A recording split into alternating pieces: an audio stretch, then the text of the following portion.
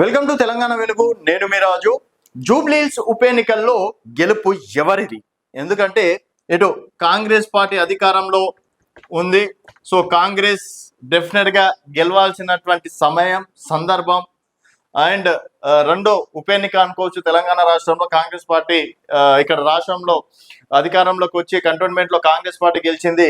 మరి ఇక్కడ Jubilee hills లో గెలుపు శాతం ఎంత అనేది కూడా చూసుకోవాలి. తర్వాత బీఆర్ఎస్ పార్టీ సిట్టింగ్ స్థానం కాబట్టి సో సిట్టింగ్ స్థానంలో డెఫినెట్ గా బీఆర్ఎస్ పార్టీ కూడా గెలవాలి అని చెప్పేసి కూడా దృఢంగా భావించింది.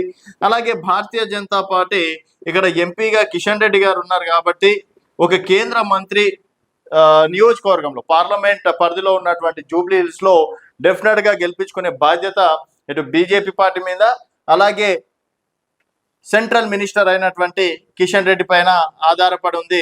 సో ఇప్పటికీ కాంగ్రెస్ పార్టీ ఇక్కడ కార్పొరేషన్ చైర్మన్లు, మంత్రులు, అలాగే ఎమ్మెల్యేలకు కూడా ఒక్కొక్క డివిజన్ కి కార్పొరేషన్ చైర్మన్లని, ఎమ్మెల్యేలని, మంత్రులకు కూడా కీలక బాధ్యతలు ఇవ్వడం అనేది జరిగింది. So already Congress party ground work మొదలుపెట్టింది. బీఆర్ఎస్ పార్టీ కూడా మాజీ ఎమ్మెల్యేలు కావచ్చు, ప్రస్తుత ఎమ్మెల్యేలు కావచ్చు, అలాగే కేటీఆర్ కూడా ఇక్కడ వారు కూడా దాదాపుగా ఇప్పటికీ ఒక 3 సభలు పెట్టడం అనేది జరిగింది. అంటే సమావేశాలు పెట్టడం అనేది జరిగింది. కార్యకర్తలతోటి చిన్నపాటి సభలు పెట్టడం అనేది కూడా జరిగింది. సో ఇక్కడ సెంటిమెంట్ తోటి బీఆర్ఎస్ పార్టీ మళ్ళీ గెలవాలని చెప్పేసి కూడా భావిస్తుంది. సో ఇక్కడ సెంట్రల్ నుంచి తెచ్చినటువంటి నిధుల వల్లనే జూబ్లీహిల్స్ కి అంతో ఇంతో అభివృద్ధి జరుగుతుంది.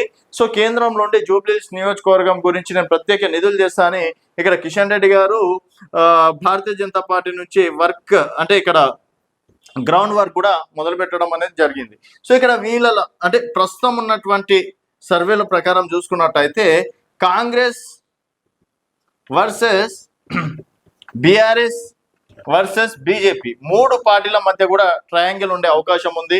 ఎందుకంటే మన భారతీయ జనతా పార్టీని కూడా అంత తేలిగ్గా తీసేయలేదు. గతంలో 1 సీట్ ఉన్నటువంటి బీజేపీ దుబ్బాకలో గెలిచింది, హుజరాబాద్ లో గెలిచింది, మునుగోడులో టఫ్ కాంపిటీషన్ ఇవ్వడం అనేది జరిగింది. తర్వాత 8 ఎంపీ స్థానాలు గెలిచింది, 8 ఎమ్మెల్యే స్థానాలు గెలిచింది. మొన్న జరిగినటువంటి ఎమ్మెల్సీ ఎన్నికల్లో కూడా దాదాపుగా 2 ఎమ్మెల్సీలు గెలవడం అనేది కూడా జరిగింది. ఇంకా బీఆర్ఎస్ కి ప్లస్ పాయింట్లు ఏమన్నా ఉన్నాయా అంటే ప్రస్తుతం అధికారంలో లేదు. అండ్ ఒకవేళ బీఆర్ఎస్ కి 1 సీటు గెలిచినంత మాత్రాన రాష్ట్రంలో రాజకీయ మార్పులు ఏమైనా వస్తాయా, అలాగే రాష్ట్రంలో సీఎం స్థానం ఏమన్నా బీఆర్ఎస్ తీసుకుంటుందా అన్నది కాంగ్రెస్ చేస్తున్నటువంటి ప్రచారం. అండ్ కవిత ఇష్యూలు ఇవన్నీ జూబ్లీహిల్స్ ఎన్నికల పైన పెద్దగా ఎఫెక్ట్ చూపకపోవచ్చు. సో ఇక్కడ క్యాండిడేట్ ని బట్టి బీఆర్ఎస్ గెలుపు ఓటమిలని మనం క్యాచ్ చేయొచ్చు. క్యాండిడేట్ పైననే బీఆర్ఎస్ భవిష్యత్ ఆధారపడి ఉంది. అలాగే హైదరాబాద్ అంటే కేటీఆర్ గారి బ్రాండ్ ఉంది కాబట్టి కేటీఆర్ గారు మొత్తానికి తనే అభ్యర్థిగా నిలబడుతున్నట్టు ఫైట్ చేసే తప్పించి బీఆర్ఎస్ పార్టీకి కొంతవరకు గెలుపు అవకాశాలు తక్కువ అని చెప్పేసి కూడా చెప్పుకోవచ్చు. సో కేటీఆర్ గారు 1 సైడ్ క్యాండిడేట్ తనే ఆ రేంజ్ లో దిగి ప్రచారం చేస్తే డెఫినెట్ గా బీఆర్ఎస్ పార్టీ అంతో ఇంతో ఒక 1000-5000 ఓట్లతో మెజార్టీ తోటైనా బయటపడే అవకాశం ఉంది. ఇంకా కాంగ్రెస్ చూసుకున్నట్టయితే ఇక్కడ కాంగ్రెస్ అధికారంలో ఉంది. యంత్రాంగం మొత్తం జూబ్లీహిల్స్ నియోజకవర్గంలోనే ఉంది. రేపు జూబ్లీహిల్స్ గెలిస్తే ఇక్కడ రాష్ట్ర ప్రభుత్వం అంతో ఇంతో బడ్జెట్ ఇచ్చే అవకాశం కూడా ఉంటుంది. అలాగే మంత్రి పదవి ఆఫర్ కూడా గెలిచిన వాళ్ళకి మంత్రి పదవి, ఎందుకంటే ఇప్పటి వరకు హైదరాబాద్ నుంచి ఎవరికి మంత్రి పదవి ఇవ్వలేదు. సో గెలిచిన వారికి మంత్రి పదవి ఆఫర్ కూడా చేసినట్టు కూడా తెలుస్తుంది. అండ్ ఇక్కడ కూడా క్యాండిడేట్ బట్టి కాంగ్రెస్ భవిష్యత్ ఆధారపడి ఉంది. అండ్ ఎంఐఎం పార్టీ సపోర్ట్ అయితే ఇప్పటి వరకు ఉందనుకోవచ్చు. అండ్ ఎంఐఎం పార్టీ పూర్తి స్థాయిలో సపోర్ట్ చేస్తే కాంగ్రెస్ బయటపడే అవకాశం ఉంది. దాదాపు ఇక్కడ కూడా ఒక 5000 మెజార్టీ తోటే కాంగ్రెస్ ఒకవేళ బయటపడుతుంది. ఎందుకంటే 2023 ఎన్నికల్లో భారతీయ జనతా పార్టీకి 28,000 ఓట్లు వచ్చినా కూడా ఇక్కడ కేంద్ర మంత్రి కాబట్టి డెఫినెట్ గా ఎఫెక్ట్స్ పెట్టే అవకాశం ఉంటుంది. అండ్ సెంట్రల్ కూడా జూబ్లీహిల్స్ లో దిగే అవకాశం ఉంది. ఇక్కడ గెలిచిన వారికి జీహెచ్ఎంసీలో అంతో ఇంతో ఎఫెక్ట్ చూపించే అవకాశం ఉంది. ప్రస్తుతం బీఆర్ఎస్, బీజేపీ, గతం అంటే దాదాపుగా వీళ్ళు 38 48 స్థానాలు గెలవడం అనేది జరిగింది అనుకుంటాను బీజేపీ. వీళ్ళు 55 స్థానాలు గెలిచింది. అప్పుడు కాంగ్రెస్ కేవలం గెలిచిన స్థానాలు 2, ఒకటి ఉప ఎన్నికల్లో గెలిచి 3 స్థానాలు మాత్రమే గెలిచింది.